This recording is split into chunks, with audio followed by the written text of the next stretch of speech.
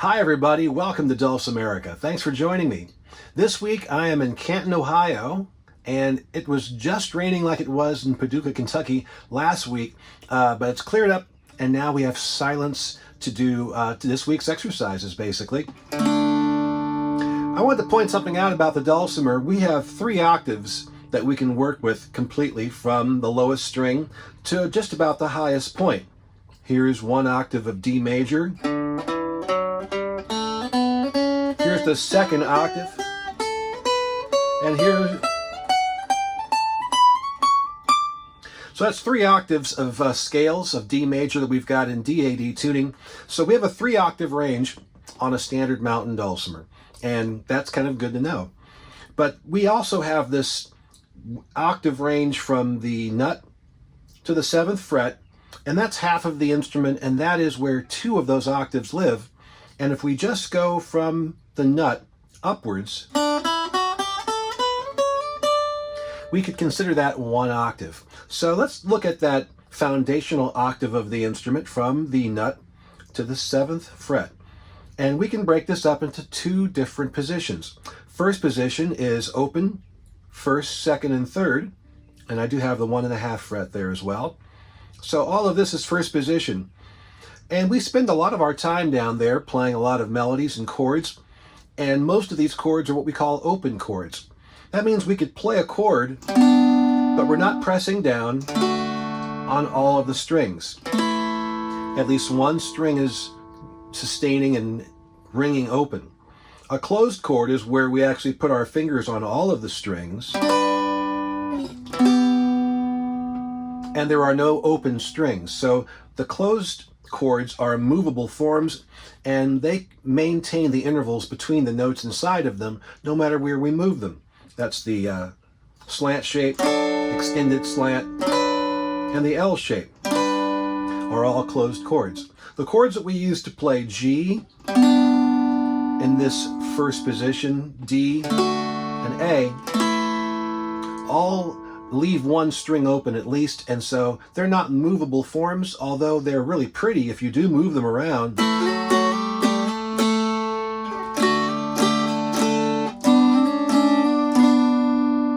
But you will always have one note that's getting further and further behind as you move the rest of those notes upwards. So that's first position, open through the 3rd fret. We spend a lot of time there. Second position is 4th through the 7th fret. And the reason I have marked them off into 2 areas here is because you can play the D major scale, or whatever scale your home key will determine, and you can play it using the 1st and 2nd position. So here's the D major scale again. 4 notes live in first position, and the final 4 notes live in 2nd position.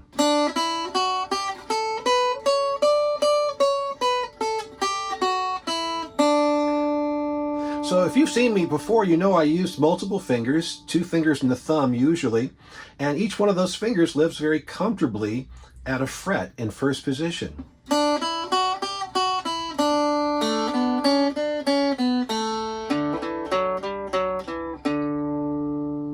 We can also play a D major scale all the way through, just staying right here in first position.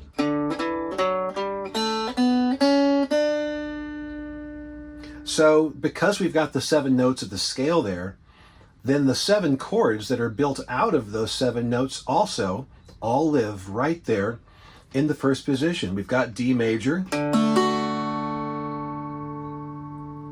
E minor, F sharp minor juts a little bit into the 2nd position there. Then we have a G, then A, then B minor, the C sharp diminished, and back to D. So that's kind of cool that we can actually do everything that we need to in the key of D major right there in that first position area, and we do spend a lot of our time there. So a great exercise to get into is to take one of these fingers and make it live there at one of these frets. If you're going to be playing with these 3 fingers, you can do the same thing. And try to be as consistent as possible when you're playing arrangements. Try to use those fingers at those frets as much as you possibly can. What that will do is they'll kind of develop a muscle memory, and they'll learn to be there. So when you're doing a lot of flat picking tunes that require fancy finger work, your fingers will automatically have a home place to go to. So a good exercise for that is whatever your 3 fingers are going to be, just go ahead and ride up and down, open 1, 2, 3 on each of the 3 string courses.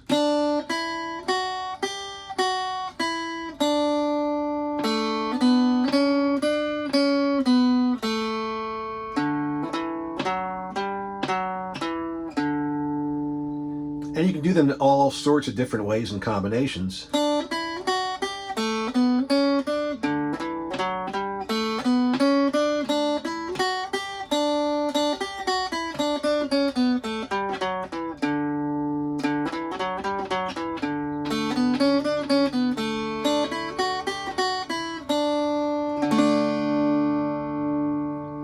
Now, every once in a while you're going to change fingers depending on the arrangement and the type of tune you're playing, and how the melody interacts with chords. But still, if you get up there and you're very, very consistent, then you'll find when you get into flat picking and moving a lot of notes in very, very few measures time, that you'll fall back on these fingers.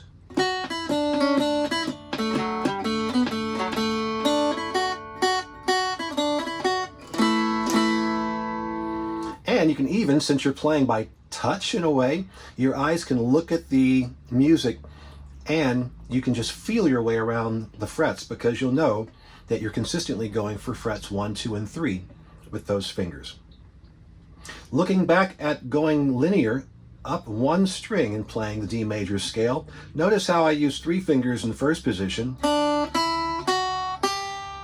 and then I move those fingers up until I have my lowest finger in place, and then I lay them down again. But this time I'll need 4 fingers on the frets to get that final note, since we're not playing from an open position, and so the thumb can slide upwards and get that note.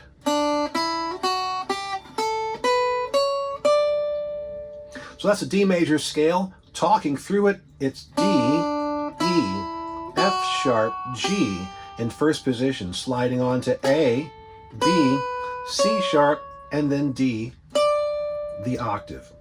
Same thing on the bass string. You'll want to curl your fingers a little bit so you can avoid touching the middle and the melody string like this.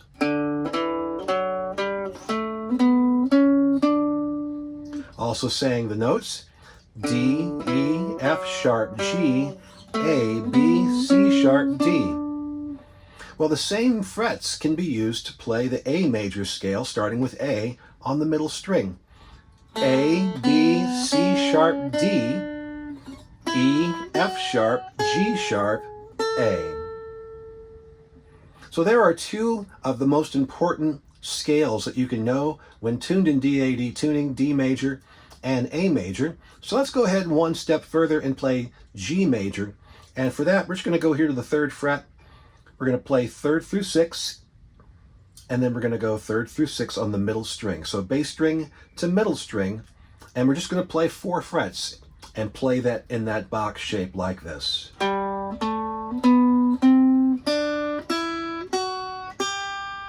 And the notes of the scale are G, A, B, C, D, E, F sharp, G. G has the fewest sharps, just 1 sharp, and that's F sharp. And then D major has 2 sharps, that's F sharp and C sharp.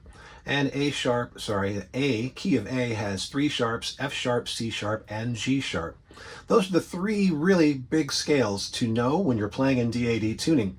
And if you play those scales up and down the strings and in the box, you'll find pretty soon that you've memorized all the notes in that first octave. really the first 2 octaves of the mountain dulcimer, and that's really going to be helpful when you start building chords down the road.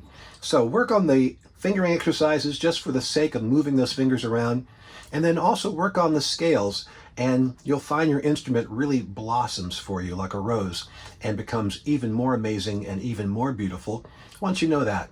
And that's stuff I didn't know for many years. I played by ear, but I didn't know what my actual notes or chords were. When I found out, that's when the fun really began. So have fun, play a little bit with that, add on to that with the exercises that we did last week, and then next week I'll be back with more, and then we'll put them all to good use. Have a great week, everybody. We'll see you next time.